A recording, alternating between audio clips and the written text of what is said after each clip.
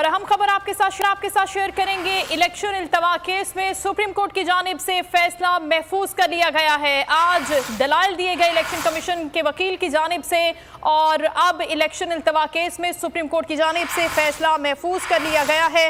अहम ये केस है जिसकी समाअत हो रही थी सुप्रीम कोर्ट में और आज ये इस केस का फैसला महफूज कर लिया गया है। अहम खबर से आपको अपडेट कर रहे हैं। सुप्रीम कोर्ट में इलेक्शन इल्तवा केस का फैसला महफूज कर लिया गया है जो कल सुनाया जाएगा। नीलम अरशद से ताज़ा तरीन सूरत हाल हम जानेंगे। जी नीलम।